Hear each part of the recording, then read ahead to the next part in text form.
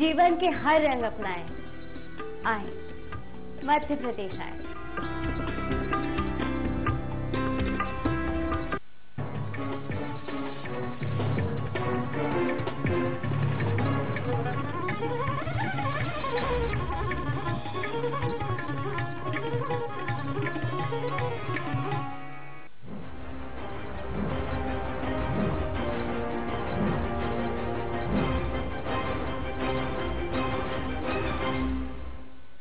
नमस्कार, आप देख रहे हैं स्वराज एक्सप्रेस, जनता मांगे जवाब के साथ मैं हूं दीपेश। चारों तरफ है हादसे सैलाब की तरह, मुंह बाय मौत है खड़ी गिरदाब की तरह। जी हां, हादसा एक ऐसा शब्द जिसकी मध्य प्रदेश की जनता शायद अब आदी हो चुकी है। कभी देश दुनिया को दहला के रख देने वाला भोपाल गैस हादसा, कभी रतनगढ़ जैसे तीर्थ स्थानों पर भगदड़ रूपी हादसा, कभी किसी अवैध पटाखा फैक्ट्री में हुए धमाके का हादसा, तो कभी पुल के नीचे बस गिरने से लोगों के जिंदा जल जाने का हादसा, कभी पानी की टंकी के नीचे बेगुनाहों के दम तोड़ने का हादसा, तो कभी दर्दनाक हरदा रेल हादसा। अब तो लगने लगा है कि जैसे सूबे के शासन प्रशासन को कुछ ज्यादा ही शिद्दत से अगले हादसे का इंतजार रहता है, क्योंकि हर हादसे के बाद बड़ी बड़ी बातें की जाती है। मीडियाई कैमरों के सामने आंसुओं का समंदर बहा दिया जाता है, दोषियों को सख्त सजा देने के वादे और दावे किए जाते हैं, मुआवजे का मरहम लगाया जाता है, जांच टीमें गठित की जाती हैं, सालों साल जांच चलती है और इंसाफ का इंतजार खत्म भी नहीं हो पाता कि फिर एक दर्दनाक हादसा सामने आ जाता है। ऐसे में एक बार फिर हदें लांघती लापरवाही की वजह से हुए पेटलावद हादसे को लेकर जांच और कार्रवाई की बात कही जा रही है। प्रशासनिक अमला अवैध दुकानों और गोदामों पर दबिश देते दिखाई पड़ रहा है, लेकिन क्या ये कार्रवाई कारगर साबित होगी? क्या लापरवाही से होने वाले हादसों पर लगाम लगेगी, या फिर हर बार की तरह इस बार भी जांच और कार्रवाई की दुहाई महज औपचारिकता बनकर रह जाएगी? आज चर्चा इसी मुद्दे पर, लेकिन पहले 10 बड़ी खबरें।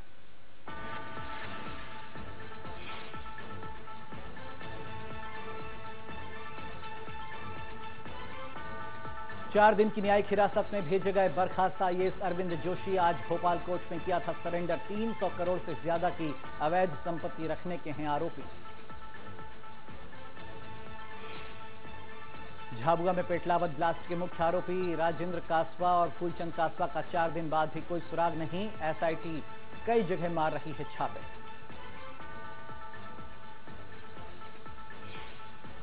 छत्तीसगढ़ की 93 तहसील सूखाग्रस्त घोषित, किसानों को प्रति हेक्टेयर 2000 के डीजल पर दी जाएगी सब्सिडी। 31,000 अस्थायी कनेक्शन देने पर भी कैबिनेट ने लगाई मुहर। भोपाल के बीजेपी दफ्तर में 3 अहम बैठकें की गई। केंद्रीय मंत्री नरेंद्र सिंह तोमर, विनय सहस्त्रबुद्धे भी हुए शामिल। संगठन चुनाव, पार्टी कार्यक्रम और मुद्रा बैंक योजना के विस्तार अभियान को लेकर भी चर्चा। मध्य प्रदेश कांग्रेस कमेटी में जगह न दिए जाने से कांग्रेस के नेता नाराज। रोशनपुरा चौराहे पर आमरण अनशन पर बैठे कांग्रेसी। रायगढ़ नगर निगम की बैठक में महिला पार्षद के फोटो खींचने पर हंगामा। सफाई दारोगा ने बैठक के दौरान मोबाइल से खींची थी महिला की फोटो। नौकरी से निकाले गए सहायक डाटा एंट्री ऑपरेटर का रायपुर में जोरदार प्रदर्शन। बच्चों को भी साथ लेकर धरना देने पहुंची महिलाएं। उज्जैन की क्षिप्रा नदी में रेत खुदाई पर शिकंजा, 4 लोग गिरफ्तार। 3 ट्रैक्टर ट्रॉली भी जब्त। प्रशासन की टीम को देख भाग खड़े हुए रेत माफिया। छतरपुर के माथगुआ में हथियारों का सौदागर गिरफ्तार। घर में ही बनाता था देसी तमंचे, 1000 से ज्यादा कट्टे बनाकर बेचे। और भोपाल में पेट्रोल पंप पर सिलेंडर से भरे ट्रक में लगी आग। लोगों ने ट्रक को धक्का देकर पेट्रोल पंप से किया दूर। 306 सिलेंडर थे। बड़ा हादसा टला।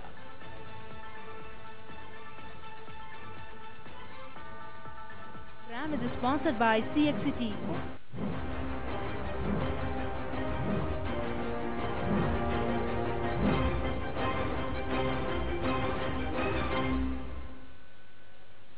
तो हम बात कर रहे हैं पेटलावद हादसे की, जो छोड़ गया शोक का सागर।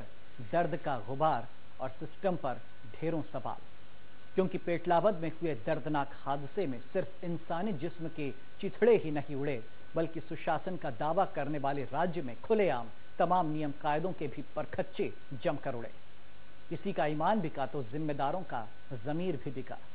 मध्य प्रदेश में विस्फोटक पदार्थ का लाइसेंस लेते वक्त कागज पर तो सारे नियम नजर आते हैं, लेकिन लाइसेंस लेने के बाद इन्हीं नियमों के परखच्चे उड़ा दिए जाते हैं। सिर्फ झाबुआ पेटलाबाद नहीं, प्रदेश के कई और शहर बारूद के ढेर पर बैठे हैं, क्योंकि जिलेटिन और डेटोनेटर जैसे विस्फोटक को रखने के लिए लाइसेंस देने के बाद प्रशासन के नुमाइंदे ये देखने की जहमत तक नहीं उठा पाते कि गाइडलाइन का पालन हो रहा है या नहीं, गोदाम आबादी से दूर है या बीच में, और लाइसेंसधारी विस्फोटक सामग्री का इस्तेमाल कब, कैसे और कहां कर रहा है।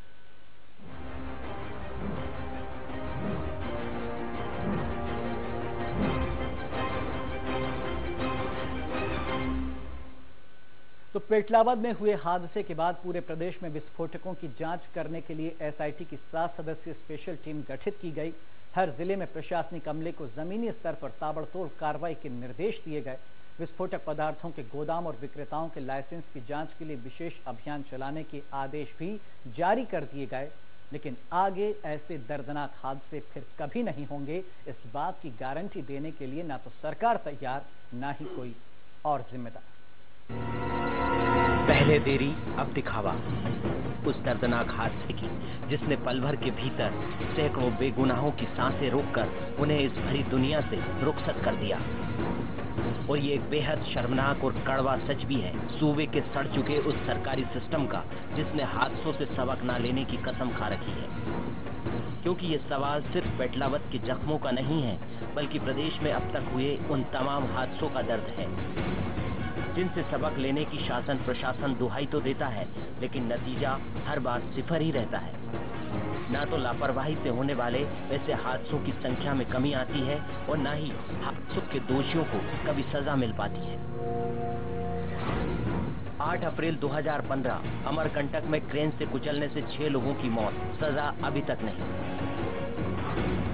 4 मई 2015 पन्ना में पुलिया से नीचे गिरी बस, 21 की जलकर मौत, सजा अभी तक किसी को नहीं हुई। 25 जनवरी 2015 खरगोन में गैस सिलेंडर फटने से 9 मौतें, सजा की बजाय आरोपी जमानत पर छूटे। 3 मई 2014 उज्जैन बड़नगर पटाखा फैक्ट्री में विस्फोट से 17 लोगों की मौत, आरोपी जमानत पर बाहर। 13 अक्टूबर 2013 रतनगढ़ मंदिर में भगदड़ से 115 की मौत, 171 लोग घायल, सजा की बजाय डीएम-एसपी कर दिए गए बहाल। 22 अगस्त 2013 नरसिंहपुर में कचरे का मलबा धंसने से 12 लोगों की मौत, सजा किसी को नहीं। 4 फरवरी 2013 रीवा में राइस मिल की दीवार गिरने से 10 लोगों की मौत, सजा की बजाय आरोपी जमानत पर छूटे।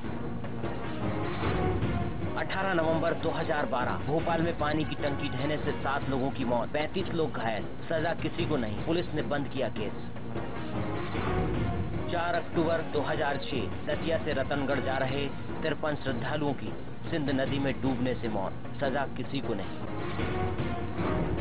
7 अप्रैल 2005 देवास के बागली के धाराजी तट पर बहने से 71 श्रद्धालुओं की मौत, सजा अभी तक किसी को नहीं हुई। वहीं पेटलाबाद में लापरवाही की वजह से हुए हादसे के बाद एक बार फिर शासन प्रशासन हरकत में आकर प्रदेश भर के अलग अलग जिलों में छापेमार कार्रवाई करते हुए नजर आ रहा है। सोमवार को राजधानी भोपाल में ताबड़तोड़ तरीके से प्रशासनिक अमले ने शहर की दुकानों पर विस्फोटक सामग्री की छानबीन शुरू करने के साथ ही शहर की होटलों और गोदामों पर भी दबिश दी। इंदौर के रानीपुरा, विजयनगर, राऊ, नवलखा में पटाखों की दुकानों और गोदामों पर भी छापे मारे गए, तो महू में पटाखे के 10 गोदाम सील किए गए। भिंड पुलिस ने भी पत्थर खदानों पर दबिश देते हुए 200 डेटोनेटर, रॉड, 6 बंडल विस्फोटक तार और 27 पेटी एक्सप्लोसिव सेल जब्त किए। वहीं ग्वालियर, उज्जैन, जबलपुर, मंदसौर, छतरपुर और खंडवा में भी प्रशासनिक अमले ने कार्रवाई जारी रखी। आपके सहयोगों को कल भी कह दिया था, आज भी कह दिया। मैं समझता हूं कि इतनी दर्दनाक घटना मध्य प्रदेश में नहीं, मैं समझता हूं कि देश में नहीं हुई है। सख्त से सख्त कार्रवाई होनी चाहिए। जो लोग जिस संस्था के साथ जुड़े हुए हैं उनके विरुद्ध भी कार्रवाई होनी चाहिए और जल्द से जल्द न्याय उन लोगों को और उन परिवारों को मिलनी चाहिए ताकि उनकी आत्मा शांति में रह पाए। ऐसे में सिस्टम की इस कार्रवाई को लेकर सवाल भी उठ रहे हैं। सवाल है कि आखिर क्यों पेटलावद जैसे हादसों के बाद ही जागता है सोता प्रशासन? क्यों पिछले हादसों से सबक लेना जरूरी नहीं समझते जिम्मेदार? क्या सूबे में नेता, अफसर और माफिया की गठजोड़ के कारण लगातार बिगड़ रहे हैं हालात? और क्या पेटलावद के मुजरिमों को कभी मिल पाएगी सजा, या फिर हर बार की तरह इस बार भी कार्रवाई के नाम पर की जाएगी सिर्फ रस्म अदायगी? भोपाल से एक्सप्रेस रिपोर्टर सुधीर दंडोतिया। तो वाकई क्यों न कहें, जब लापरवाही बन जाए जिम्मेदार अधिकारियों का फितूर, एक के बाद एक हादसों में जान गंवाए सैकड़ों बेकसूर और लाल फीताशाही वाले सिस्टम में जांच और कार्रवाई जैसे शब्द भी लगने लगे फिजूल, तो सवाल उठते हैं। पेटलावद जैसे हादसों के बाद ही क्यों जागता है प्रशासन? क्या अलग अलग जिलों में छापेमार कार्रवाई महज दिखावा? क्या नेता, अफसर और माफियाओं के गठजोड़ के कारण बिगड़ रहे सूबे के हालात? तो मुआवजे के मरहम और दोषियों को सजा के ऐलान के बावजूद कई सवाल आज भी जिंदा हैं कि ऐसे हादसों से क्या हम सबक ले रहे हैं? क्या ये 2-4 दिन की कार्रवाई वाकई इस बात पर ठोस तरीके से रोक लगा पाएगी कि आगे इस तरीके के हादसे नहीं होंगे? इस पर गंभीर चर्चा के लिए हमारे साथ स्टूडियो में मौजूद हैं बीजेपी की ओर से प्रवक्ता राकेश शर्मा जी। शर्मा जी, आपका बहुत बहुत स्वागत है। कांग्रेस की ओर से प्रवक्ता दुर्गेश शर्मा जी हमारे साथ स्टूडियो में हैं। दुर्गेश जी, आपका भी बहुत बहुत स्वागत है। और वरिष्ठ पत्रकार राघवेंद्र सिंह जी भी हमारे साथ हैं, जो बताएंगे कि कितने हादसे अब तक इस तरीके से और उसमें क्या कार्रवाई और क्यों आखिरकार हमारी जो लाल फीताशाही अफसरशाही या सुरक्षा तंत्र या पुलिस तंत्र वो लगातार फेल साबित हो। सबसे पहले राकेश जी, आप ही के पास आना चाहेंगे। पिछले 48 घंटों में जो ताबड़तोड़ कार्रवाई की गई, अगर पिछले 48 हफ्तों या 48 महीनों में 13 साल लगभग होने को आ गया आपकी सरकार को प्रदेश में, अगर हुई होती तो ये 102, 104 बेकसूर लोगों की जान नहीं जाती। लोग रोज 2-2 लोगों की लाशें मिलती जा रही, यानी अभी भी वो सिलसिला कहते हैं कि थमा नहीं है, घायल अभी भी मौत से जूझ रहे हैं। आखिर इतनी लापरवाही क्यों दिखाई गई? किसे आप जिम्मेदार मान रहे हैं? ये बड़ा सवाल अभी भी बरकरार बना हुआ है। देखिए दीपेश जी, ये जो घटना हुई है बड़ी दुखद घटना हुई है, पर मैं एक बात कहना चाहता हूं कि ये जो कार्रवाइयां जो आज दिखाई दे रही हैं वो इसलिए दिखाई दे रही, लोगों की नज़र इसलिए उस पर जा रही है क्योंकि ये इतनी बड़ी घटना हुई है। इससे पहले भी प्रशासन कार्रवाई करता है और बहुत कार्रवाइयां हुई हैं, उसकी एक लंबी सूची। मैं एक बात कहना चाहता हूं, कोई भी कितना भी जिम्मेदार व्यक्ति हो, कितने ही बड़े पद पे बैठा हो, उसके खिलाफ सख्त से सख्त कार्रवाई सरकार करेगी। ये मंशा माननीय मुख्यमंत्री जी स्पष्ट रूप से बता चुके हैं। आज आप एक बात देखिए कि जैसे ही ये घटना हुई उसके बाद पूरा प्रशासन सजग रूप से वहां पर जो गंभीर रूप से घायल हैं या जो इस घटना में पीड़ित हैं उनकी मदद के लिए जुटा हुआ था। उसके बाद जो दोषी लोग हैं उनके खिलाफ सख्त कार्रवाई तुरंत शुरू की गई, चाहे टीआई को लाइन अटैच करना हो, पूरे थाने को बदल देना हो, चाहे एसडीओ को हटाना हो, चाहे एसडीओपी को हटाना हो, नया एसपी वहां पे नियुक्त करना हो, जज के निगरानी में जांच की घोषणा हो। तो प्रशासन कहीं भी चूक नहीं कर रहा है। माननीय मुख्यमंत्री जी की मंशा है कि जो दोषी हैं उनके खिलाफ सख्त कार्रवाई की जाए। उसके लिए एसआईटी का गठन किया है और एसआईटी लगातार छापेमार कार्रवाई कर रही है और राजेंद्र कसाब के 2 भाइयों को गिरफ्तार कर लिया है और आप देखेंगे कि जल्दी राजेंद्र कसाब भी जेल के अंदर होगा। उसके खिलाफ 304 और विस्फोटक अधिनियम के तहत मामला दर्ज करा दिया गया है और जांच में जो भी दोषी होगा, वो कितना बड़ा व्यक्ति हो, उसके खिलाफ सरकार सख्त से सख्त कार्रवाई करेगी। नहीं, बिल्कुल राकेश जी, आपने ये तमाम बातें तो गिनाई, लेकिन ये 2 दिन से हम यही तमाम बातें सुन रहे हैं कि मुआवजा दिया गया है, सीएम दुख दर्द बांट रहे हैं। सवाल अभी भी मौजूद है कि इतना बड़ा हादसा हुआ क्यों? ये सवाल मौजूद है क्योंकि आप जो तमाम बातें कह रहे हैं कि दोषियों पर क्या हुआ, टीआई समेत आपने थाने को अभी सस्पेंड किया है, सिर्फ आपने एसडीओपी एसडीएम की जगह बदल दी है, उन पर कोई कार्रवाई नहीं हुई है। नया एसपी अभी तक आया नहीं, अभी भी आबिद खान झाबुआ के एसपी हैं, कलेक्टर तो दूर की बात है। तो ये कोई कार्रवाई नहीं, कोई ऐसा एक्शन, कोई ऐसा सख्त एक्शन लेते नजर नहीं आ रही है सरकार कि जिससे लापरवाह अधिकारी जो पूरे प्रदेश में थे उन पर कोई दबाव बनता कि आखिरकार हम इतने सालों से कर क्या रहे। इस तरीके से हमने कल भी रिपोर्ट दिखाई थी राकेश जी कि पूरे प्रदेश में कई ऐसे शहर हैं जो बारूद के ढेर पर बैठे हुए।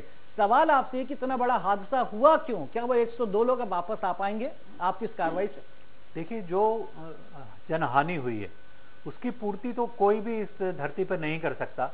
पर उस जनहानि पे किस तरह से तुरंत उनकी मदद हो, जनहानि उस परिवार की को मदद हो, था ना, उसके लिए राकेश हमारी जी। सरकार प्रयास कर रही है। आपने कहा कि एसपी वही पुराने एसपी हैं, नए एसपी ने वहां चार्ज ले लिया है और वो अपना काम संभाल चुके हैं। दूसरी बात मैं कहना चाहता हूं कि न्यायिक जज की जांच की घोषणा हुई है और हाईकोर्ट का जो जज रिटायर्ड जज है वो उसकी जांच करेगा और किसी भी तरह की उसमें दखलंदाजी नहीं रहेगी। जो भी दोषी होगा, मैं बार बार कह रहा हूं कि कितना बड़ा व्यक्ति दोषी होगा, जिस भी व्यक्ति का नाम आएगा राकेश उसके जी, खिलाफ ये जो सख्त से थोड़ी देर सख्त पहले हमने कार्रवाई जो होगी। रिपोर्ट दिखाई उसमें हमने कई ऐसे हादसे दिखा दिए जिनमें आज तक किसी को सजा नहीं, इसलिए ये जांच आयोग और ये रिपोर्ट का वास्ता मत दीजिए, माफी के कुछ साथ नहीं एक बात होता कहना है। चाहता हूं जी। दीपेश जी, मैं एक माफी के साथ बात कहना चाहता हूं कि आपने जितने मामले दिखाए उसमें यह बताया कि आरोपी की जमानत हो गई, तो अगर कोर्ट किसी को जमानत दे देता है तो इसमें शासन प्रशासन कुछ नहीं कर सकता। ये एक न्यायिक प्रक्रिया है जिसके तहत उस व्यक्ति को जमानत मिली है, पर वो छूट नहीं गया, बरी नहीं हो गया, उसके खिलाफ कोर्ट में केस चल रहा है और उसके खिलाफ अरे 12 साल से आपकी सरकार, ऐसा क्यों नहीं कोई सख्त कानून बनाया गया कि ऐसे अगर हादसे होते हैं तो उनके दोषियों को सख्त सजा मिलेगी? विस्फोटक सामान की दुकानें हैं, इसके पूरे लाइसेंस दिग्विजय सिंह शासनकाल, कांग्रेस शासनकाल के, बीजेपी शासनकाल में नए लाइसेंस जारी नहीं किए गए हैं। और मैं एक बात कहना चाहता हूं, हमारे यहाँ जो इतने सख्त नियम हमने बनाए कि किसी को भी नया लाइसेंस नहीं दिया जा रहा है, चाहे फटाकों की दुकान के लाइसेंस है वो भी कांग्रेस शासनकाल के हैं, चाहे ये जिलेटिन और अन्य विस्फोटक के लाइसेंस है वो भी कांग्रेस शासनकाल के हैं। उन्हीं नियम पुराने लाइसेंस को रिव्यू किया जा रहा है, नए लाइसेंस नहीं दिए जा रहे हैं। राकेश जी, नए लाइसेंस नहीं बनाए, लेकिन जो व्यवस्था थी कम से कम उससे तो ठीक करते। बहरहाल आऊंगा आपके। दुर्गेश जी कुछ कहना चाह रहे हैं। दुर्गेश जी, ये देखिए, दिग्विजय सिंह शासन काल से शायद ये परंपरा चली आ रही, राकेश जी के मुताबिक इसमें इन्होंने कोई सुधार नहीं किया, इसमें सुधारने की कोशिश भी नहीं की। ये कह रहे हैं कि साहब सब गलतियां वहीं से चली आ रही है, हम भी उसका परिपालन करें। जी दीपेश जी, अपनी गलती, अपनी खामी, अपनी द्वारा किए गए गलत कार्य को दूसरे के ऊपर ढालना, लुढ़का देना, दूसरे के नाम पे बोल देना, ये एक इनकी स्ट्रेटेजी है। और आज की परिस्थिति में इनको ये शिक्षा दे के भेजा गया है कि जो भी है उसको कैसे भी जो भी झूठ बोलना है, झूठ बोल के बात को घुमा दो। क्योंकि आज सरकार इतनी संवेदनहीनता के चरम सीमा पर है। हादसा सुबह 8:30 बजे होता है, 8:40 पे हादसा होता है। हादसा वाली जगह पे 1.5 घंटे तक एम्बुलेंस नहीं पहुंचती। हादसे के 48 घंटे के बाद मुख्यमंत्री जी को उस तरफ जाने का ध्यान आता है। वे यहाँ भोपाल में अपने निजी शासकीय अलग अन्य कार्यों में, हिंदी के कार्यों में इसमें उलझे रहे और वहां नहीं गए। वहां पर जाके 48 घंटे बाद किसी भी प्रशासनिक अधिकारी पे कार्यवाही का एक कुछ शक्ल रूप से दिखाई देती है कि हाँ शासन कुछ करने आया है। उस पर भी कोई अभी ठोस कार्रवाई नहीं हुई है। जो व्यक्ति इसके लिए पूरी तरह से जवाबदेह है, जिसको जो राजेंद्र कासवा, वह अपने घर से निकालकर 200 पेटियां घर के पीछे उस स्कूल में, जिस स्कूल की समिति में उसका भाई सदस्य पदाधिकारी है, जिस स्कूल का नाम है तुलसी विद्या मंदिर, उसमें जाके 200 पेटी छुपाता है, वहां रखता है। लोकल स्थानीय प्रशासन, स्थानीय पुलिस क्या कर रही थी? जब यहाँ इधर हादसा हुआ, वह घर में गया, घर से उठा के भेज रहा है, या दूसरी जगह से जहां उसने रखे हुए थे वहां से उठा के एक स्कूल की बिल्डिंग में रख रहा है। यदि मान लो वहां हादसा होता तो वो कम से कम 3000 स्कूल में बच्चियां पढ़ने जाती हैं, पता नहीं क्या हो जाता। ऐसी जो कुकृत्य वहां पर चल रहा है, उसको पूरी तरह से छुपाने के लिए, उस बात को दबाने के लिए आज माननीय राकेश शर्मा जी यहाँ बैठ के माननीय दिग्विजय सिंह जी और कांग्रेस और दुनिया की बातें कर रहे हैं। आप 12 साल से सरकार में हैं, आपके पास में विगत कुछ वर्षों से लगातार स्थानीय लोग शिकायत कर रहे हैं कि ये व्यक्ति इतना अधिक तक विस्फोटक रख रहा है, वहां कार्रवाई क्यों नहीं करी? क्यों उसको सहयोग प्राप्त था? क्यों प्राप्त था? उसका कारण है, वह भारतीय जनता पार्टी का एक पदाधिकारी था, वह आरएसएस का एक सोल्जर था, और वह जो इस पूरे केस का अपराधी है, उसका पूरा परिवार वहां पूरे क्षेत्र के अंदर एक राजनीतिक दखल रखता है। उसका खुद का सगा साड़ू, जिसके घर पे आज पुलिस ने छापा मारा, कल उसके घर पे, परसों उसके घर पे जाके छापा मार सकते थे। वह साड़ू वहां का स्थानीय परिषद का अध्यक्ष है, उसकी पूर्व अध्यक्ष, उसकी आज वर्तमान में उसकी बीवी वहां पर अध्यक्ष है। पूरा का पूरा भारतीय जनता पार्टी संगठन उसमें उसको इन्वॉल्व है, पूरी सरकार उसको मदद कर रही है। आज हर तरह से कोशिश की जा रही है कि किसी न किसी तरह इस मुद्दे से उसको कहां से कहां तक बचाया जा सके। आपके आरोप के लिए दुर्गेश जी जवाब ले लेते हैं। राघवेंद्र जी, आता हूं आपके पास में, संक्षिप्त जवाब दीजिएगा इस मामले में। राकेश जी, देखिए, मुझे एक बात पर बड़ी शर्म आती है कि भाई दुर्गेश शर्मा जी अभी भी राजनीति कर रहे हैं, और राजनीति कर रहे हैं, लाशों पे राजनीति कर रहे हैं। मैं एक बात कहना चाहता हूं कि एक विस्फोट होता है और उस विस्फोट में 100 लोग मारे जाते हैं, पूरा प्रशासन उस तरफ ध्यान देता है कि उस विस्फोटक में कुछ एक आदमी की भी जान बचाई जा सके और एक व्यक्ति को भी जीवित बचाया जा सके, उसमें पूरा प्रशासन का ध्यान जाता है। और दुर्गेश शर्मा जी कह रहे हैं कि उस समय प्रशासन को घरों में जा जाके तलाशी लेना चाहिए।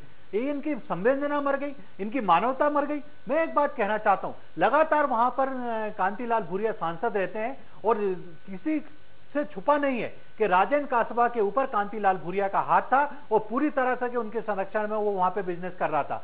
लगातार कांग्रेस के शासनकाल में राकेश जी, वो तो बीजेपी व्यापारी प्रकोष्ठ का वहां का अध्यक्ष, आप आज देखिए, मैं एक बात कहना चाहता हूं दीपेश जी, राजेंद्र भारतीय कासबा जनता पार्टी के प्रदेश संबंध था? अध्यक्ष जी ने आकर स्पष्ट रूप से कहा है कि राजेंद्र कासबा 2 रुपए का भारतीय जनता पार्टी का सदस्य नहीं है। प्रकोष्ठ की तो बात छोड़िए, जिस तरह के कांग्रेस ने ये मिथ्या आरोप लगाए, मैं एक बात कहना चाहता हूं, एक तरफ शिवराज सिंह चौहान वहां लगातार 2 दिन वहां पर रहते हैं, वहां पर लोगों के बीच जाकर उनके आंसू पहुंचते हैं और कांग्रेस के प्रदेश अध्यक्ष कांग्रेस कार्यालय में बैठकर पत्रकार वार्ता कर रहे हैं।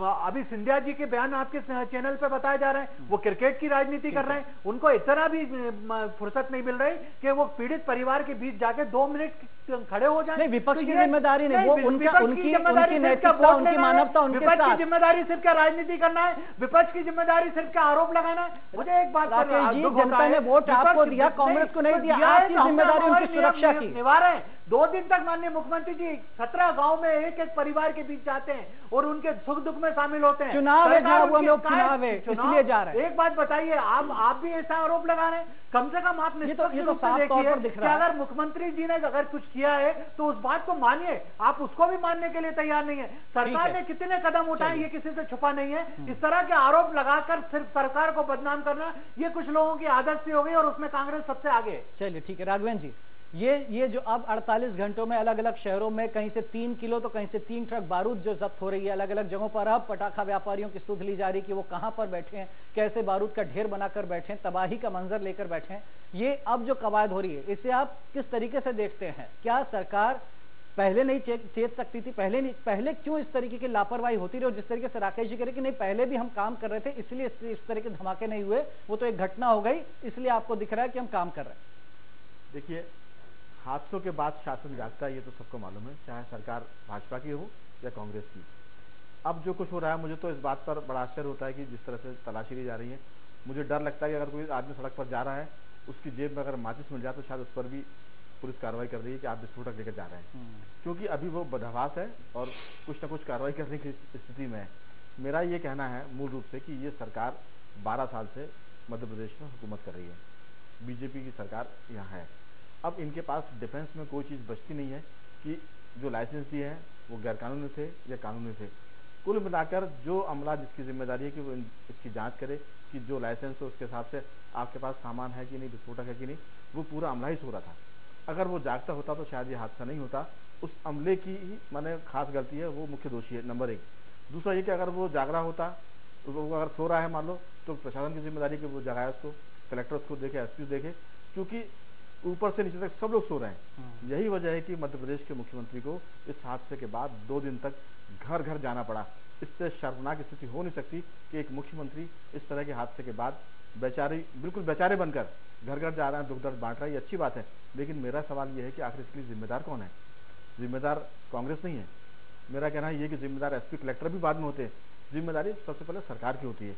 अगर सरकार सक्रिय है, जागरूक है, तो जाहिर है कि सवार अच्छा होगा तो घोड़ा भी ठीक काम करेगा। ये सवार की ढीलेपन की निशानी है कि सारे नियम कानून है, इसके बाद भी विस्फोटक इकट्ठे हो रहे हैं, हादसे हो रहे हैं और लोग मर रहे हैं।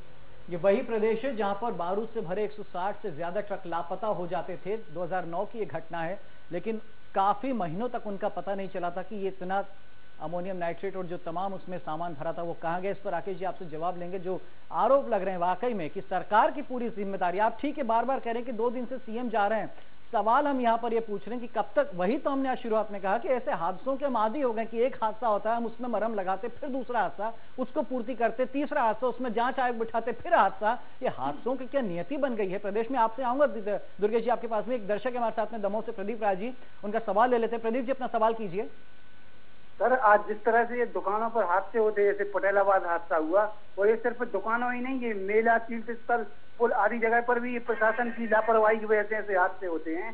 इनको देखकर नहीं लगता कि ये प्रशासनिक अधिकारी और पुलिस प्रशासन और स्थानीय रहवासियों की संयुक्त टीम बनाई जानी चाहिए और जो अधिकारी अनुमति देता है उस पर जिम्मेदारी तय कर दी जाए और अगर ये इनका ट्रांसफर भी हो जाए तब नए पदासीन अधिकारी की जिम्मेदारी तय कर दी जाए और सिर्फ सस्पेंड और ट्रांसफर का ही नहीं बल्कि सजा का भी प्रावधान होना चाहिए, तभी शायद ऐसे हादसे रुक सकते हैं सर। बिल्कुल, सख्त सजा का प्रावधान ही शायद नहीं हो पा रहा, इस पर हम चर्चा करेंगे, राघवेंद्र जी से राकेश से जवाब लेंगे। लेकिन एक और दर्शक है हमारे साथ में, संजय जी, अपना सवाल कीजिए। हाँ जी, वो दाना मिंट जहाँ जहाँ मिलती है तो खुले बाजार में तो बिका ही रहा है, हर जगह तो बेच रहा है, हर आदमी बेच रहा है। ठीक, ये आपके इलाके में भी हो रहा है?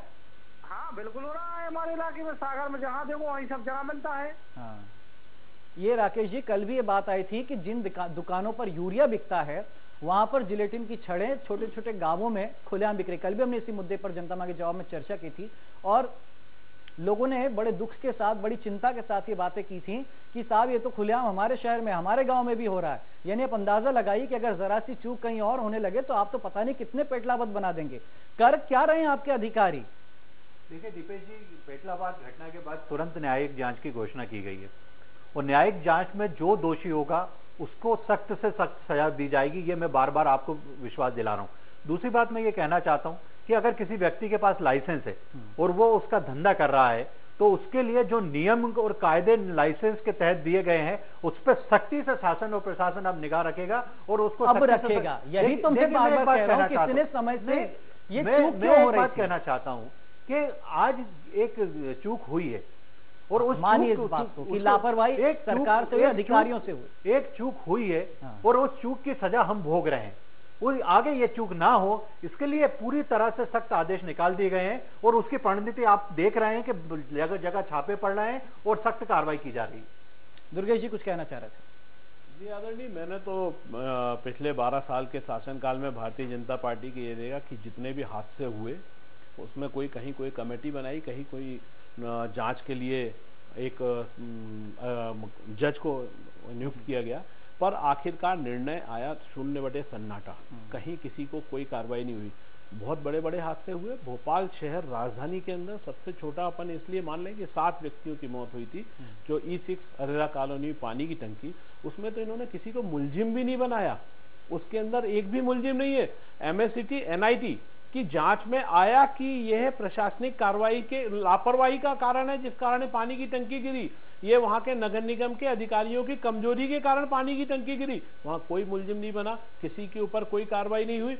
और उस पन्ना के अंदर बस गिर जाती है, वहां पर जो RTO होते हैं उनका प्रमोशन हो जाता है, जबकि उनको किसी ना किसी तरह का सजा मिलनी चाहिए, नहीं प्रमोशन हो जाता है। रतनगढ़ हादसा होता है, जितने भी अधिकारियों को होता है वो कुछ दिन के बाद में बहाल हो जाते हैं। यही आपने को यहाँ आने, अब इस हादसे के बाद भी यही दिखाई दे रहा है हमें कि ये बिल्कुल यही कार्रवाई करेंगे कि कुछ लोगों को इसमें गिरफ्तार किया जाएगा, कुछ लोगों के खिलाफ कानूनी कार्रवाई होगी। बाद में सब जब पब्लिक का ध्यान इधर से उधर बढ़ जाएगा, उसके बाद में कोई नया हादसा ये करवा ही देंगे यहाँ पर मध्य प्रदेश के अंदर अपनी निष्क्रियता के चलते, फिर उस हादसे को भूलकर नए हादसे पे यहाँ चर्चा शुरू हो जाएगी। ठीक है दुर्गेश जी, राकेश जी से इसका जवाब लेंगे, लेकिन एक दर्शक है हमारे साथ में इस वक्त दमोह से, मनोज जी अपना सवाल कीजिए। देखिए, मेरी नजर में तो सारी समस्याओं की जड़ है वोट की राजनीति। राजनीतिक पार्टियां वोट की राजनीति के लिए विभिन्न प्रकोष्ठ जैसे व्यापारी, विद्यार्थी, महिला इत्यादि कब बनाना बंद करेंगे? ठीक है, लेकिन ये इस घटना से जुड़ी कोई और बात कहना चाहते हैं आप? बस यही है, सारी समस्या की जड़ वोट की राजनीति है। लोग अप्रत्यक्ष रूप से लाभ पहुंचाते हैं विभिन्न प्रकोष्ठों को। ये कहीं ना कहीं नेताओं को खुश करने के लिए राकेश जी होता आया है कि पूरी छूट उन्हें दे दी जाती है। एक दर्शक है हमारे साथ में भोपाल से, योगेश जी, उनका सवाल ले रहे थे, फिर आपसे जवाब लेंगे। योगेश जी अपना सवाल कीजिए। सर, मेरा तो इतना सवाल है कि वर्तमान में भी ऐसे बहुत से व्यवसाय व्यापार चल रहे हैं समाज में जो कि सघन बस्तियों में नहीं होना चाहिए, जैसे कि गैस वगैरह के कारखाने वगैरह, गोदाम वगैरह बने हुए हैं, वहां भी कभी भी दुर्घटना हो सकती है। आपका प्रशासन कर क्या रहा है वहां पर? और सर, कांग्रेस और बीजेपी के दोनों नेता आपस में इस बात को लड़ रहे हैं, राजनीति कर रहे हैं। मेरा दोनों महानुभावों से एक ही सवाल है कि आप में से शर्म पहले कौन करेगा, बीजेपी या कांग्रेस? ठीक है, बिल्कुल आपका सवाल आ गया। राघवेंद्र जी आपके पास आना चाहूंगा, ये दोनों सवाल पर तो आपसे जवाब लेंगे, लेकिन एक जो बयान कल आया नंद कुमार सिंह चौहान का कि साहब अफसर अधिकारी घर घर नहीं जा सकते चेकिंग करने के लिए, इसी तरह के बयान कुछ गृह मंत्री जी देते थे जब रेप या चोरी की घटनाएं हो जाती थी, या पुलिस के आला अधिकारी देते हैं इसी तरह के बयान, बेतुके बयान इसे हम कहते हैं कि भाई पुलिस हर कदम पे तो नहीं बैठ सकती या हर घर के बाहर तो नहीं खड़ी। ये क्या है, इन तर्कों को, इन दलीलों को हम माने, या फिर ये कहें कि साहब ये जिम्मेदारी से बचने का बड़ा सुविधाजनक तरीका है कि आप इस तरह के बयान दे दीजिए, साहब हर जगह हम सुरक्षा नहीं दे सकते, हर चीज हम अधिकारी नहीं कर सकते, आप ज्यादा ध्यान दीजिए। राघवेंद्र जी, असल में हो ये रहा है कि जो चीजें घट रही हैं उसमें प्रशासन की गलती साफ तौर से आम जनता को दिख रही है। इस बात से बीजेपी का संगठन भी वाकिफ है और सरकार भी। अब जब कोई चीज सच में घटित हो रही हो, गलती जब हो प्रशासन की, तो आप समझिए कि कोई भी जो भला आदमी है, चाहे वो नंद कुमार सिंह चौहान जी हो, चाहे राकेश जी हो, या गृह मंत्री जिनकी आप बात करें बाबूलाल गौर जी, वो बेचारे क्या करें जब उनको समझ में नहीं आता कि कुछ डिफेंस में नहीं बोल पाएंगे, तो फिर वो इस तरह की दाएं बाएं बात करते हैं ताकि विषय से मामला भटक जाए और उस पर वैसे ही हम चर्चा करें जैसी आज उनकी बात हो रही है। तो कुल मिलाकर वो सारे लोग दया के पात्र हैं जो विषय से अलग हटकर बात कर रहे हैं। मेरा कहना इसमें यह है कि जो राकेश जी बात कर रहे थे, हम लोग देख भी रहे 2 दिन से कि मुख्यमंत्री खुद वहां जाके काम कर रहे हैं, वहां बैठे हुए लोगों के बीच जाकर। दरअसल हो ये रहा है कि सरकार और संगठन के बीच की जो लाइन होती है वो लाइन मिट गई है। अब स्थिति ये है कि जो सरकार में मुख्यमंत्री जी वो संगठन की भूमिका भी निभा रहे हैं। ये काम सरकार के अलावा संगठन का भी था कि वो जनता के बीच में जाते भी, लेकिन वो वहाँ गैरहाजिर है। कुल मिलाकर मैं ये बताना चाह रहा हूँ कि आज जो कार्रवाई होनी चाहिए थी वो नहीं दिख रही है। जनता में सरकार के और प्रशासन के प्रति अविश्वास है। यही वजह है कि 3 दिन बाद जब वहाँ के बाजार खुले फैटलाबाद के, तो आप ये मानिए कि 2 दिन मुख्यमंत्री की राहत भरी कार्रवाई के बावजूद लोगों में नाराजगी कम नहीं थी। उसकी वजह ये है कि प्रशासन ने जो कार्रवाई करनी थी, जैसे कलेक्टर को हटाना था तत्काल नहीं हटाया गया। आज भी कलेक्टर वही है, क्योंकि जिले का मुखिया इस पूरे मामले में सबसे पहले दोषी होता है। जैसे हम कहते हैं कि भाई मंत्री अगर दोषी का या गड़बड़ी करें तो सीएम दोषी होते हैं, तो कलेक्टर एसपी को जो तत्काल हटाया जाना चाहिए था उनको नहीं हटाया गया। मैं आपको बता दूं, जब एक समय भोपाल में दंगा हुआ था, दंगा होने के बाद जैसे ही दूसरे या तीसरे दिन रायपुर से माने दुर्ग से एसपी सिंह को बुलाया गया था और उनको बुलाने के बाद तत्काल चार्ज दिया गया था। अगर 100 लोग मर गए हैं उसमें प्रशासन को हटाने की कार्रवाई में ढीलापन होगा तो जाहिर है कि फिर जनता में बहुत सारी बातें होंगी। मैं एक बात और इसमें जोड़ना चाहूंगा कि सरकार ने भले ही कार्रवाई करने में देरी की हो प्रशासन के मामले में, लेकिन जैन समाज को मैं बधाई देना चाहता हूं कि उस जैन समाज ने अपने समाज के एक व्यक्ति राजेंद्र कासावा को अपनी समाज से बाहर कर दिया, बहिष्कृत कर दिया। इस मामले में कार्रवाई करने के चक्कर में जैन समाज सरकार से आगे निकल गया। बिल्कुल, यही अगर सख्ती दिखाती सरकार राकेश जी, तो शायद इतना मरहम नहीं लगाना। अगर भोपाल में बैठ के भी सीएम फौरन इस तरह के आदेश दे देते तो शायद इतना आपको सफाई देने की जरूरत नहीं पड़ती कि साहब हमारी सरकार क्यों आखिरकार इतना सुस्त रवैया या इतना सहानुभूति भरा रवैया दिखा रहे हैं अफसरशाही के प्रति, जो कि लगातार सरकार को कटघरे में खड़ा करती है। देखिए 3 एग्जाम्पल तो आपको दुर्गेश जी ने दे दिए कि साहब ये 3 बड़े हादसे हुए जिसमें सीधे सीधे प्रशासनिक लापरवाही थी, ऐसा कोई आप एक्शन नहीं ले पाए, वो तमाम अधिकारी वापस बहाल हो गए। क्या अफसरों से डर रही है आपकी सरकार? मैं एक चीज जोड़ना चाह रहा था, बीच में आपको रोक रहा हूँ कि रतनगढ़ की जो बात हो रही है उसमें जो न्यायिक जांच हुई थी, उस न्यायिक जांच में एक लाइन जोड़ी गई थी कि जो घटना हुई है उसमें प्रशासनिक अधिकारी जो है वो दांडिक अपराध किया, उन्होंने दंडनीय अपराध किया है, ये उस न्यायिक जांच में लाइन थी। लेकिन जो कलेक्टर थे, जो एसपी थे, उनके खिलाफ कोई दंडात्मक कार्रवाई नहीं की। राकेश जी जवाब दीजिए, फिर दर्शक। मैं एक बात कहना चाहता हूँ कि भाई दुर्गेश शर्मा जी ने जो प्रश्न उठाया था, आज से पहले कभी एसपी और कलेक्टर सस्पेंड नहीं हुए, पर रतनगढ़ हादसे में दोनों को सस्पेंड किया गया था। दूसरी बात मैं कहना चाहता हूं कि न्यायिक जांच पर दुर्गेश शर्मा जी बड़े आसानी से प्रश्न चिन्ह उठा रहे हैं कि एक न्यायिक जांच एक जज करता है और उस कांग्रेस की आदत हो गई है कि न्यायपालिका की तरफ प्रश्न चिन्ह फेंकना और न्यायपालिका को ना मानना। आज अगर हम जो व्यवस्था है शासन प्रशासन चलाने की, उस व्यवस्था के तहत ही कोई कार्रवाई कर सकते हैं। ये सुविधाजनक अगर कोई अपराध होता है सरकारों ने गढ़ ली है। राकेश जी माफ कीजिए, लेकिन ऐसे जांच आयोगों से कोई सिला नहीं निकला, किसी दोषी को सजा नहीं मिली है, किसी पीड़ित को इंसाफ नहीं मिला। माफ कीजिए, बंद कर दीजिए आप ऐसे जांच आयोग बैठाना, आप फौरन एक्शन लीजिए। सरकार में आप है, जनता ने आपको वोट दिया है। शासन प्रशासन न्याय व्यवस्था है, उससे अलग हटकर नई व्यवस्था नहीं बना सकते कि किसी को चौराहे पे खड़ा होकर आम जनता या प्रशासन सजा देने लगे। यह जो व्यवस्था सामाजिक व्यवस्था ताना बाना है, उसके तहत ही आपको कदम उठाने पड़ेंगे और चलना पड़ेगा। दूसरी बात मैं कहना चाहता हूं कि आज बार बार ये प्रश्न उठ रहा है कि एसपी कलेक्टर पूरे प्रशासन को वहां पे तुरंत सस्पेंड कर देना चाहिए था, तुरंत हटा देना चाहिए। मैं एक बात कहना चाहता हूं, 100 लोग मारे गए, कई 100 से अधिक गंभीर रूप से घायल थे, पहले शासन प्रशासन उनकी चिंता करे या अधिकारियों को हटाने की चिंता करे? मुझे एक बात बताइए, जो लोग घायल हैं उनको इलाज चाहिए था या कि जो लोग दोषी हैं उनके खिलाफ कार्रवाई? एक बात मैं कहना चाहता हूं कि आज जैसे ही वो घटना हुई थी उसके 15 मिनट बाद माननीय डीजीपी और माननीय चीफ सेक्रेटरी और गृह मंत्री को तुरंत वहां घटना स्थल पर रवाना किया गया। उसके बाद नए एसपी की नियुक्ति की गई, एसडीओपी एसडीएम को हटाया गया। शासन हर तरह के कदम उठा रहा है। न्यायिक जांच में जो लोग दोषी होंगे उनके खिलाफ भी हम सख्त कार्रवाई करेंगे और ये आप देखेंगे, ये आपके चैनल पे चलेगा। पिछले उदाहरणों से तो हमें कतई उम्मीद नहीं है। देखिए, आपके चैनल पे चल रहा है कि उन लोगों की जमानत हुई है, तो अगर ये प्रशासनिक और राजनीतिक व्यवस्था को छोड़ें तो ये आप न्यायपालिका पे प्रश्न चिन्ह उठा रहे हैं। ये ठीक नहीं है, मुझे तो लगता है ये ठीक नहीं है। नहीं, देखिए जी, एक दर्शक का कॉल हम ले लेते, फिर राघवेंद्र जी आपके पास आता हूं। बिल्कुल, प्रशांत हमारे साथ में एक दर्शक। प्रशांत जी, अपना सवाल कीजिए। चलिए, लगता है उनसे संपर्क टूट गया है। दतिया से एक दर्शक है, दुर्गेश जी आ रहा हूं आपके पास में। शशांक जी, अपना सवाल कीजिए। मैं चाह रहा हूँ, अभी इन्होंने ये कहा था हाँ कि हेलो, हाँ बोलिए। प्रशांत जी बोलिए बोलिए।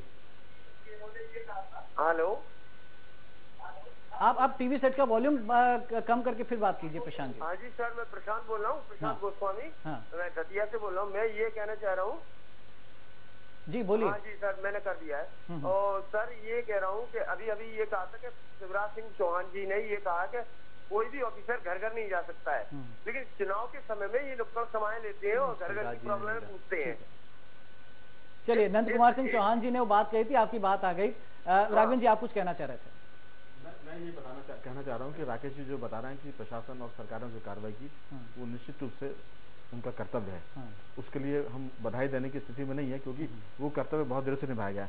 मेरा कहना ये है कि अगर कोई अधिकारी वहाँ मौजूद है, कलेक्टर, एसपी, और कई सालों से वो कारोबार चल रहा है गैरकानूनी रूप से।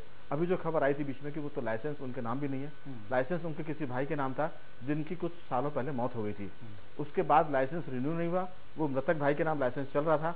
कुल मिलाकर ये है कि प्रशासन अगर कार्रवाई कर देता तो ये हादसे नहीं होते, एक बात। दूसरी बात, हादसा हो गया, प्रशासन को, सरकार, अब जिम्मेदारी सरकार की है कि वो सरकार क्या कार्रवाई करे। सरकार ने एक कार्रवाई तो बहुत अच्छी की कि वो जनता के बीच सीएम सीधे गए, वो भी उनका कर्तव्य है, उसके लिए वो बधाई के पात्र कम होंगे मुझे लगता है। लेकिन जो काम उन्हें करना चाहिए था, सरकार होती है, वो प्रशासन में सफाई भी करेगी, प्रशासन में नए लोगों को लेकर भी आएगी और उसके साथ ही साथ वो उनकी मदद भी करेगी जो लोग पीड़ित हैं।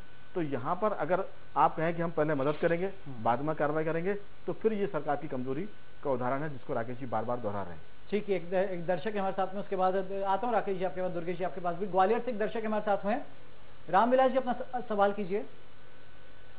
मेरा सवाल ये है, आवाज आ रही है? हाँ हाँ।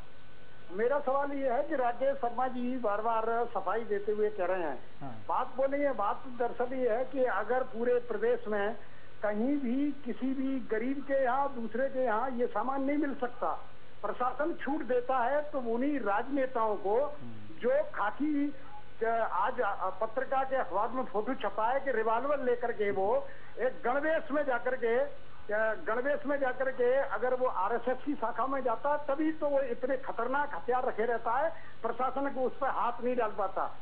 ये बात साफ हो गई है, क्लियर हो गई है कि वो चूंकि सत्ताधारी दलों से ठीक है, आपकी बात आ गई। बहुत शुक्रिया हमें कॉल करने के लिए। एक और दर्शक है हमारे साथ में, झाबुआ से, जिस जिले में घटना हुई है। रामेश्वर जी, अपना सवाल कीजिए।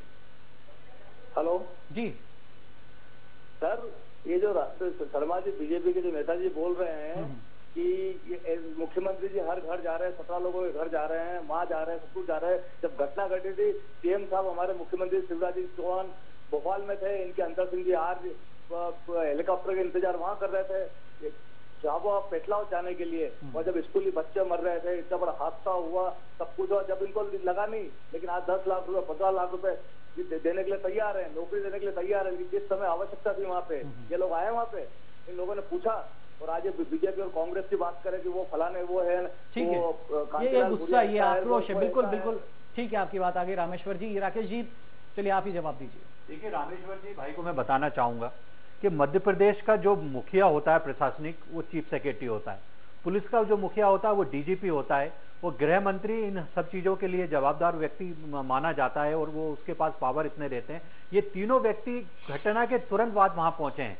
मैं एक बात कहना चाहता हूं, आज अगर मुख्यमंत्री उसी समय वहां पर पहुंचते तो पूरा प्रशासनिक अमला मुख्यमंत्री जी की व्यवस्था में लग जाता और जो अमला वहां पर लोगों की मदद करने में लगा है उसमें कहीं ना कहीं चूक होती। तो मुख्यमंत्री जी ने कहा कि पहले वहां पर जाकर ये 3 लोग जो मुख्य लोग हैं ये जाकर वहां पर पूरी तरह से वहां के लोगों को राहत पहुंचाएं और मैं कल पहुंचूंगा, और मुख्यमंत्री जी दूसरे दिन पहुंचे। ये बात हो गई। राकेश जी एक बात बताइए, आप स्थिति स्पष्ट कीजिए, क्योंकि अभी भी बड़े इसमें कयास लग रहे हैं, अटका लग रहे हैं, सवाल लग रहे हैं कि राजेंद्र कासवा क्या बीजेपी से जुड़ा हुआ था कभी भी किसी भी दौर में? देखिए दीपेश जी, मैं एक बात कहना चाहता हूं।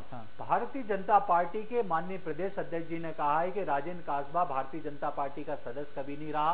भारतीय जनता पार्टी का जब सदस्य नहीं रहा तो पदाधिकारी का तो सवाल ही नहीं उठता।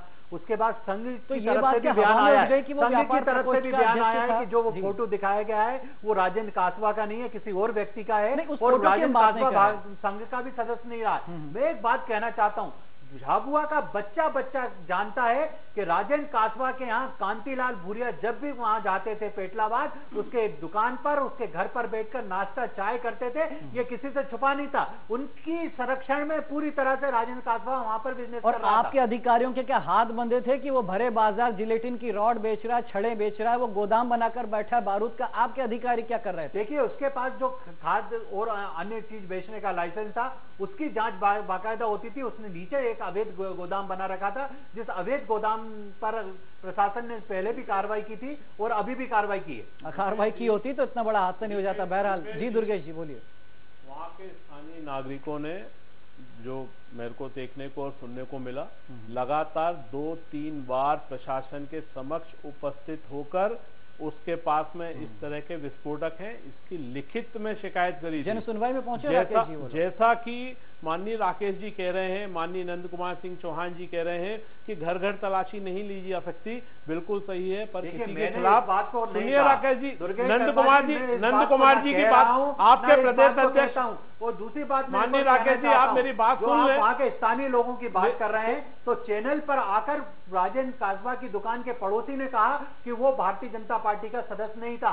पड़ोसी से तो अच्छी तरह आपसे यहाँ अभी बात होता है, पार्टी के सदस्य है या नहीं है, ये एक बात जो है। देखिए मैं एक बात कहना चाहता हूँ, यदि आपको न्यायिक जांच हो रही है, राकेश जी बात सुन ले, राकेश जी बात सुन ले, दोषी है, राकेश जी बात सुन ले, 100% कार्रवाई होगी। मैं यहाँ जवाबदारी से कह रहा हूँ कि कार्रवाई नहीं बख्शा जाएगा। कार्रवाई में आप बख्शेंगे नहीं, आएगा बख्शेंगे नहीं, पर कार्रवाई को कमजोर करने के लिए प्रशासन जितना लचर तरीके से काम कर रहा है, जितना धीमी गति से काम कर रहा है, वो दिख रहा है।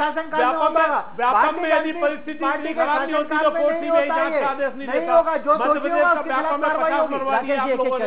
आप किस तरह की बातें कर रहे हैं कि आपकी कानूनी व्यवस्था कितनी लचर है। आप आज की स्थिति में मध्य प्रदेश सरकार कितनी कमजोर स्थिति में कानूनी कार्रवाइयां करती है, ये चीज व्यापक में पूरे हिंदुस्तान में, अरे व्यापक की बात अभी नहीं। दुर्गेश जी एक दर्शक का सवाल ले लेते फिर आएंगे। बोला जो कि कानून व्यवस्था नहीं, ठीक है, वो व्यापक की बात अभी यहाँ नहीं तो पूरी चर्चा भटक जाएगी। जी एक दर्शक है हमारे साथ में शुजालपुर से, यूनुस जी हमारे साथ में, अपना सवाल कीजिए। दादा जी मेरा सवाल महानुभावों से ये है कि आज जो स्थिति घटित हो गई, ये यहाँ से चल रहा है, यहाँ से सफाई दे रहे हैं। मेरा प्रश्न ये है कि वो ये स्थिति निर्मित कैसे होगी? सवाल ये है, उस बात की भी जवाबदेही बनती है। ये स्थिति आखिर क्यों निर्मित हुई जिसकी वजह से ये हादसा इतना बड़ा हो गया? ठीक है। और आखिर इन्होंने उन लोगों पे क्या कार्रवाई की, पिछले लोगों पे जो आगे ये आश्वासन दे रहे हैं, तो इनका विश्वास कर लिया जाए कि ये यही राकेश जी, यही सवाल मैं आपसे करना चाहता हूँ। बहुत शुक्रिया आपने कॉल किया। इंदौर से एक और दर्शक है हमारे साथ में, राजीव जी अपना सवाल कीजिए। सर मेरा सवाल बीजेपी प्रवक्ता महोदय से ये है, क्या वे गारंटी दे सकते हैं स्वराज एक्सप्रेस के मंच पे कि आगे से ऐसे हादसे नहीं होंगे? इसके लिए वे जिम्मेदारी लेते हैं तो बताएं। चलिए बहुत शुक्रिया हमसे बात करने के लिए। विदिशा से एक दर्शक है हमारे साथ में, विजय जी अपना सवाल कीजिए। हाँ सर, मेरा ये राकेश शर्मा जी से निवेदन है जी कि जब भाजपा के कार्यकाल में जब घटनाएं घट जाती हैं उसके बाद ये लोग सबसे करने आ जाते हैं और सब काम करने लगते हैं। आज अध्यापक लोग भोपाल में धरने पे बैठे हैं, तब ये लोग कुछ सुन नहीं रहे उनको। अब हादसा घट जाएगा, बेचारे लोग अनशन पर है, तब ये सफाई देने लगेंगे। चलिए इन्हें ध्यान देना चाहिए कहाँ क्या हो रहा है, इनका साथ में साहब। चलिए ठीक है, आपकी बात हो गई। ग्वालियर से एक और दर्शक है, मयंक जी अपना सवाल कीजिए। हाँ, मैं ये भाजपा जो लीडर है इनसे पूछना चाहता हूँ कि क्या ये गारंटी देंगे कि अब मध्य प्रदेश में कहीं भी इस तरह के विस्फोटक नहीं है, कहीं अवैध रूप से रखे हुए? राकेश जी देखिए, हर कोई चिंतित है, क्योंकि इंदौर में, मैं खुद इंदौर से, वहाँ पर जो रानीपुरा इलाका, वहाँ पर कई पटाखे की दुकानें, और वहाँ पर कब क्या हो जाए, कई हादसे पहले भी हुए हैं। इसके बाद अब एसडीएम कल पहुंची थी, उन्होंने उन तमाम दुकानों को दूसरी जगह पर शिफ्ट किया जा रहा है, लेकिन हर जगह लोग आशंकित हैं। कैसे आप इन लोगों की शंका दूर करेंगे? देखिए, मैं एक दीपेश जी एक विश्वास दिलाना चाहता हूँ मध्य प्रदेश की जनता को कि सरकार पूरी तरह सजग है। आप देख रहे होंगे कि लगातार 2 दिन से सख्त कार्रवाइयां हो रही हैं, और मैं एक और निवेदन करना चाहूंगा दर्शकों से कि अगर आपको किसी तरह की कोई ऐसी जानकारी है तो तुरंत स्थानीय थाने में उसकी शिकायत दर्ज करें और उसके खिलाफ सख्त से सख्त कार्रवाई होगी। और अगर आपको लग रहा है कि प्रशासन आपकी नहीं सुन रहा है तो ऊपर किसी अधिकारी को भी आप इसकी शिकायत कर सकते हैं। हर मंगलवार को जन सुनवाई होती है, उसमें भी आप इस बात की शिकायत कर सकते हैं। दुर्गेश जी, यही सवाल लेकर मैं आपके पास आ रहा हूं कि राकेश जी को तो वो न्यायिक जांच रिपोर्ट पर ही पूरा भरोसा है, उसका इंतजार है। वो पता नहीं कब आएगी, कितने महीनों में आएगी, कितनी बार न्यायिक जांच आयोग के कार्यकाल आगे बढ़ा दिए जाते हैं, लेकिन क्या तब तक कांग्रेस बैठकर इंतजार करने वाली? आपकी पार्टी क्या कर रही है? नहीं दीपेश जी, हमारी पार्टी ने हमारी तरफ से एक जांच कमेटी बनाई है। हमारे उपाध्यक्ष माननीय राजा पटेरिया जी, पूर्व सांसद महोदय, और हमारे एक स्थानीय एक विधायक महोदय, और ऐसे करीब 7 लोगों की हमारी कमेटी है जो अपने स्तर पे वहां पर जाके जांच करेगी कि आखिर ये घटना जो घटी है या इस घटना के बाद में वहां किसी तरह की कोई पुनरावृत्ति तो नहीं हो। इस पे एक रिपोर्ट हम लोगों को देगी, वो हम प्रशासन के पास में, शासन के पास उस पे अपने हिसाब से अपना पक्ष प्रस्तुत करेंगे। मेरा तो आज राकेश जी से एक और कहना है, क्योंकि सभी लोग पूछ रहे हैं कि कहीं ऐसी कोई घटना और हादसे तो नहीं होंगे।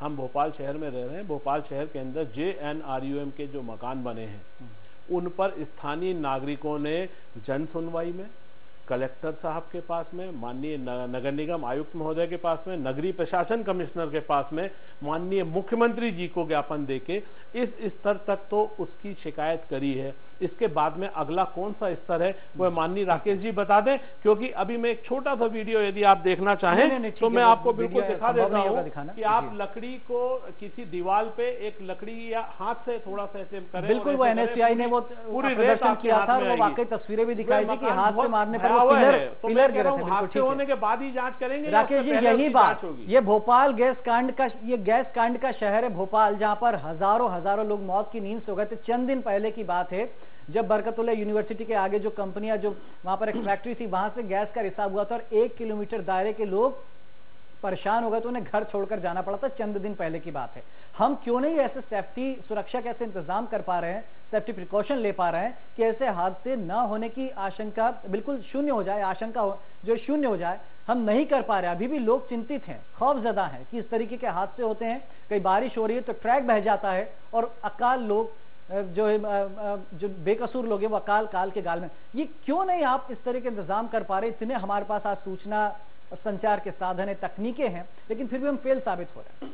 देखिए, सबसे पहले तो मैं भाई दुर्गेश जी का जवाब दे दूं कि जिस नगर निगम की बिल्डिंग की वो बात कर रहे हैं उसके ठेकेदार को ब्लैक लिस्टेड कर दिया गया है और उसका पेमेंट रोक दिया गया है। सिर्फ एक चीज बोलूंगा राकेश जी, आप व्यवधान न माने, आपने ब्लैक लिस्टेड कर दिया होगा। नगर निगम प्रशासन के सारे अधिकारी आज भी जबरदस्ती लोगों को उन मकानों में भेज रहे हैं रहने के लिए, उनको उनके जो झुग्गी बस्ती है उनको तोड़ रहे हैं। और आपको चाहें तो आप यहां से निकल के जाके अरेरा कॉलोनी में देख लें, आज अभी भी कार्रवाई हुई है, डेली हो रही है। तो यदि वो ब्लैक लिस्टेड है और वो मकान घातक मतलब असुरक्षित है तो फिर लोगों को उसमें क्यों भेजा जा रहा है?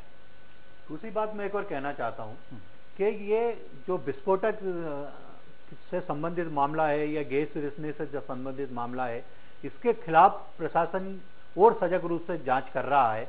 और मैं आगे विश्वास दिलाना चाहता हूं कि इन पर और सख्ती प्रशासन करेगा।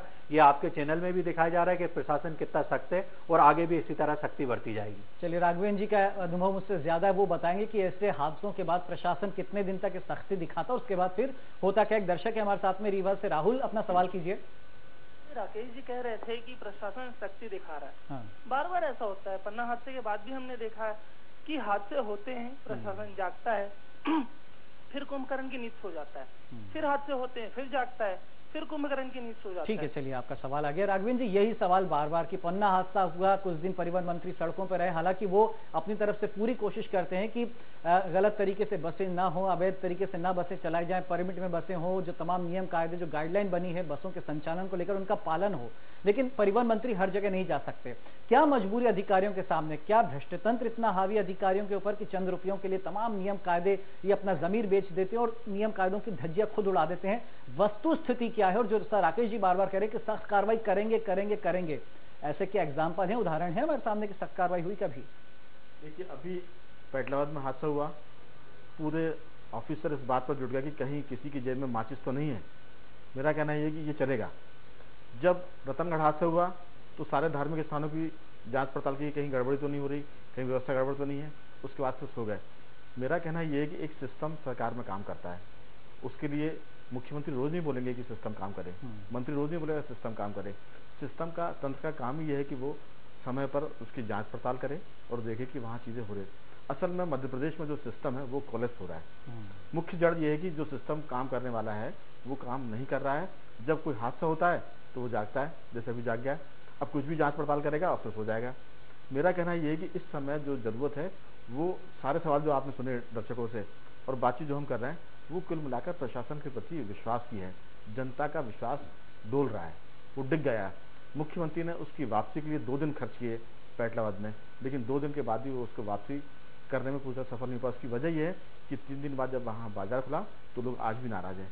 मैं दूसरी बात ये कहना चाहूँगा कि राकेश शर्मा जी सरकार की तरफ से बोल रहे हैं, संगठन की तरफ से बोल रहे हैं, वो एक मर्यादा में बने हुए हैं, इसलिए मुझे उनके सारे तर्क थोड़ी सी सहानुभूति मुझे होती है, थोड़ी सी दया भी आती है। लेकिन दूसरी जो मुझे दिक्कत है कांग्रेस से, कांग्रेस इस पूरे मामले में पूरे सिर्फ एक घटना को लेकर नहीं बल्कि जितनी घटनाएं हो रही हैं, चाहे वो और बहुत सारे विषय हैं, लेकिन उसकी भूमिका बहुत सजग विपक्ष की नहीं है। इसीलिए सरकार भी सो जाती कई बार और तंत्र तो सो ही रहा है। यहाँ दोनों ही जो मेरे भाई बैठे हुए हैं, मेरे साथी बैठे हैं, ये दोनों ही इस मामले में कटघरे में हैं और मुझे इनके प्रति सहानुभूति इसलिए है क्योंकि इनके हाथ में ना तो इनकी पार्टी है और ना इनके लीडर हैं, और यही सरकार और विपक्ष, उनकी वजह से ये हादसे हो रहे हैं और ये आगे भी मुझे लगता है कि होते रहेंगे। जिम्मेदार कोई भी हो, लेकिन खामियाजा उन बेकसूर लोगों को भुगतना पड़ता जो कभी ट्रेन में मारे जाते, कभी बस में मारे जाते, कभी घर में सोते मारे जाते, और सांस में अगर हवा में आप जहर घोल देंगे तो बिना सांस के मर जाएंगे, जिस तरीके से भोपाल में पिछले दिन घटना। और वाकई हम शॉक रह गए थे कि भोपाल में अगर इस तरह की गैस रिसाव की घटनाएं आज भी हो रही हैं तो पूरे सिस्टम को सुधारने की जरूरत है। राकेश जी, यहाँ पर पूरी सर्जरी करनी होगी आपको प्रशासनिक व्यवस्था की। केवल भोपाल में बैठकर निर्देश आपके सीएस दे दें या डीजीपी दे दें, नहीं पालन होता है। ग्राउंड लेवल पर आप जाए, पेटलाबाद जैसी जगह में किसी ने सोचा था कि 102 104 लोगों की मौत इस तरीके से होगी? हम यही कहना चाह रहे राकेश जी कि कागजों पर नियम कायदे बना देना, उन्हें हर कलेक्टर हर एसपी को भेज देना, ये खाना पूर्ति से प्रदेश नहीं चलता, सरकार नहीं चलती। जब लोगों में आप क्यों नहीं सिस्टम अमेरिका या दूसरे देशों की तर्ज पर आप कर पा रहे हैं कि हमारे अगर एक 9/11 अमेरिका में हुआ तो उसके बाद वहां पर चिड़िया भी पर नहीं मार पाई किसी बिल्डिंग पर, वो सिस्टम हम कब डेवलप कर पाएंगे? क्या आपको फंड की कमी है? क्या आपको लोगों की कमी है? आप या तो कबूल कीजिए कि साहब हमारे पास संसाधन नहीं है, हमारे पास पुलिस व्यवस्था नहीं है, हमारे पास पैसा नहीं है, या फिर आप हाथ जोड़ के माफी मांगे कि साहब हम आपके भरोसे पर खरा नहीं उतर पा रहे। दीपेश जी, मैं आपकी चीज में एक चीज और जोड़ना चाहता हूँ। शरद ढबले मध्य प्रदेश के विशेषज्ञ विस्फोटक हैं, शरद सरवटे, हाँ सरवटे जी, उन्होंने पिछले दिनों इस बात की जानकारी प्रशासन को दी थी और राज्य सरकार को भी दी थी, लेकिन उसके बाद कोई कार्रवाई नहीं। अगर होती तो शायद ये हादसा नहीं होता। बिल्कुल। और जन सुनवाई की बात जो राकेश जी आप कर रहे थे, 2 बार जन सुनवाई में वहां के लोग पहुंचे थे राकेश जी, ये दुर्भाग्य है और वाकई इसीलिए कोफ्त और गुस्सा ज्यादा है कि अगर कहने के बाद भी, फरियाद लगाने के बाद भी अगर कुछ कार्रवाई नहीं होती तो फिर आप मत कहिए कि सरकार सख्त एक्शन लेगी। राकेश जी, देखिए दीपेश जी, मैं एक बात कहना चाहता हूँ कि वहाँ का जो थाने के टीआई थे जिनकी जवाबदारी थी उनको तुरंत लाइन अटैच कर दिया गया। एसडीएम को और एसडीओपी दोनों को हटाया गया क्योंकि उनकी भी जवाबदारी थी। मैं एक बात कहना चाहता हूं कि शासन प्रशासन कहीं कमजोर नहीं है, शासन प्रशासन पूरी मजबूती से जनता की सेवा कर रहा है।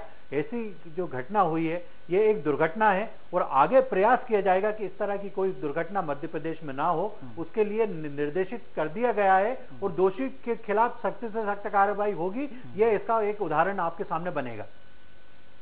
चलिए दुर्गेश जी, आपकी आखिरी टिप्पणी हम ले लेते, फिर मैं कुछ कहना चाहूंगा अपनी तरफ से प्रदेश की जनता की तरफ से। राकेश जी, पहले तो मैं राघवेंद्र जी की बात को कहूंगा कि उन्होंने बोला कांग्रेस कहीं विपक्ष की भूमिका में कमजोर आकलन हो रहा है। यदि हम लोगों का ऐसा आकलन हो रहा है तो निश्चित ही हमारी कहीं कमी है और कोशिश करेंगे कि कांग्रेस अपना कार्य जो है बहुत अच्छी तरीके से करें। हमारा नया संगठन बना है, वो भी कुछ ना कुछ नया करके दिखाएगा, ऐसी मुझे उम्मीद है। बात परिस्थिति जो आज की उस पे है, बार बार एक ही चीज राकेश जी कहते हैं कि इसको हटा दिया, उसको हटा दिया, और केवल हटाने से ही शायद ये सोचते हैं कि इनकी कार्रवाई पूरी हो गई। ये वाकई में बहुत डरावनी और इनकी कमजोरी को पूरी तरह से दर्शाती है। और हम लोगों के बीच में या पूरे मध्य प्रदेश के अंदर हर आदमी जो भी ये सुन रहे हैं, जो भी क्वेश्चन उठा रहा है, वो यही कह रहा है कि क्या दोबारा तो ऐसा नहीं होगा। पर यदि इसी तरह से भारतीय जनता पार्टी की सरकार के अंतर्गत लचरता रही तो निश्चित फिर से हादसे होंगे। इस लचर भाव को सुधारें और प्रशासन को थोड़ा जी केवल सीबीआई जांच की मांग अरुण यादव करे, कुछ नहीं होना है सीबीआई जांच से। वो जो दोषी था वो कहाँ है, किस हालत में पता नहीं। जिन लोगों की मौत होनी थी हो चुकी है, वो जो दर्द है, वो जख्म है, वो 5 लाख के मुआवजे से नहीं भरने। अगर आपकी पार्टी कुछ कर सकती तो ये करे कि ऐसे कानूनों में बदलाव की मांग करे। विधानसभा में आपके विधायक हैं, आपके विधायक विधेयक पेश करे विधानसभा में कि साहब अगर इस तरीके के हादसे होते तो दोषी अधिकारियों के लिए सख्त सजा, हम कहते फांसी की सजा अगर आप डिक्लेयर करेंगे तो फिर शायद कलेक्टर और एसपी को अपनी जान जब खतरे में दिखेगी ना, तब शायद हम इस तरह की सख्त सजा से मानेंगे और तब शायद व्यवस्था में सुधार आ पाएगा। दीपेश जी, आपकी बात को मेरे को समझ में आ रहा है, पर शायद आप इस बात पे नहीं समझ पा रहे कि प्रशासन पे जितने भी नए कायदे कानून होता है उसमें कहीं ना कहीं शासकीय अधिकारियों की एक अहम भूमिका होती है। उनको बांधना इतना आसान काम नहीं है और कांग्रेस उस पर मांग करेगी। इसमें कोई मांग करने में, मेरी बात सुन लें, अधिकारियों मांग करने में हम लोग कहीं कोई पीछे नहीं हटेंगे। मांग इस तरह की भी होगी जैसी आप बोल रहे हैं, उस तरह की भी मांग करी जा सकती है। बाकी जो बात बार बार जो आ रही है कि प्रशासन की स्थितियां जो कमजोर हो रही है, हमें ये कहना है कि विपक्ष में रहने आप खाना पूर्ति ना कीजिए कि साहब सीबीआई जांच सीबीआई की जांच इसलिए मांग करी जा रही है कि पिछले जो कुछ जांचें हुई हैं उसमें कोई रिजल्ट नहीं आया, तो केवल एक उम्मीद है कि सीबीआई अच्छी जांच करके रिजल्ट देगी। चलिए, आपका मतलब ये नया, अब ये नया रहेगा सीबीआई। राकेश जी, एक निवेदन आपसे ये है कि आपकी सरकार 12 साल से पूर्ण बहुमत है, एक मिसाल पेश करे पूरे देश में। कलेक्टर एसपी न सिर्फ बल्कि मंत्रालय के जो अधिकारी उनके लिए भी नजीर पेश की जाए कि अगर इस तरीके के 100-200 लोग अगर इस तरीके से हादसों का शिकार होंगे तो कौन भरोसा करेगा आप पर राकेश जी। और अगर ऐसे सख्त कानून आप नहीं बना, आप बार बार कह रहे हैं कि वो जमानत पर छूट गए, इसमें हमारी क्या गलती। अरे आप ऐसे सख्त कानून बना दीजिए कि कानून भी मजबूर हो जाए ऐसे दोषियों पर कार्रवाई करने के लिए। शायद तब वो कलेक्टर, वो एसपी हर दिन जाकर और घर घर जाकर खुद जांच करेगा और तब ऐसे हादसे होने से बचेंगे। तब वो बसें नहीं चल पाएंगे जो लोगों की मौत का सबब बन जाती है। तब वो ट्रैक नहीं बहेंगे जिसमें लोग बेकसूर लोग मारे जाते हैं। तब इस तरह की घटनाएं नहीं होंगी। तब अपराधी खौफ खाएंगे प्रदेश में रेप करने से या चोरी करने से या किसी की हत्या करने से। लेकिन दुर्भाग्य की वो नजीर आप पेश नहीं कर पा रहे और शायद इसीलिए इस तरह की घटनाएं, इस तरह के हादसे के मध्य प्रदेश की जनता आदी होती जा रही है। हम फिर कहेंगे कि ये गैस कांड की नगरी भोपाल, कम से कम हमें सोचना चाहिए कि एक चूक कितनी घातक हो जाती है हजारों लोगों की जान पर। हम उम्मीद करते हैं कि आपकी सरकार सख्त कोई एक्शन ले कि पेटलावद हादसा वाकई मध्य प्रदेश के इतिहास में आखिरी हादसा साबित हो जहां पर इस तरीके से बेकसूर लोगों की मौत। बहुत शुक्रिया आप तीनों हमारे साथ इस चर्चा में शामिल हो। राघवन जी आप भी, राकेश जी आप भी और दुर्गेश जी आप भी। तो दोस्तों, आज हमने चर्चा की पेटलावद में हुए हादसे के पीछे के उस शर्मनाक सच यानी जिम्मेदारों की लापरवाही की, जिसने पूरे हंसते खेलते कस्बे को देखते देखते शमशान घाट में तब्दील कर दिया और न जाने कितने परिवारों को जिंदगी भर का जख्म दे दिया, जिसे ना तो कोई सरकारी मुआवजे का मरहम भर सकता है, ना ही नौकरी का दिलासा। खैर, मरने वाले तो बेबस थे, लेकिन जीने वाले भी क्या खूब करते हैं। हर लफ्ज नश्तर की भांति सीने में चुभ जाते हैं। तभी तो ऐसे दर्दनाक हादसे पर भी होती है तो सिर्फ बेदर्द सियासत। आखिर कब अपनी अपनी जिम्मेदारी समझेंगे हमारे नौकरशाह और हुक्मरान कि ना तो बड़ी बड़ी बातों से पीड़ित परिवारों का दर्द कम होगा, न ही आवाम का आक्रोश। अगर कुछ करना ही है तो सड़ चुके सरकारी सिस्टम को सुधारा जाए, दुरुस्त किया जाए, चूक कहां हुई है इसका पता लगाया जाए, लापरवाही बरतने वाले अधिकारियों की फितरत बदली जाए और आम जनता को यकीन दिलाया जाए कि कम से कम आगे ऐसे हादसे नहीं होंगे जिनमें लापरवाही की बू आती है। और आखिर में ऊंचे पद पर विराजमान सरकार के नुमाइंदों और नेताओं को प्रदेश की जनता की तरफ से यही संदेश कि हाथ पकड़ ले अब भी, तेरा हो सकता हूं मैं, भीड़ बहुत है इस मेले में खो सकता हूं मैं। अरे कब समझोगे जिनकी खातिर फूल बिछाता हूं, उन रास्तों पर कांटे भी तो बो सकता हूं मैं। आज के लिए बस इतना ही। आपसे फिर मिलेंगे किसी नए मुद्दे, नए सवालों के साथ। तब तक के लिए मुझे दीजिए इजाजत। नमस्कार। This program is sponsored by CXCT.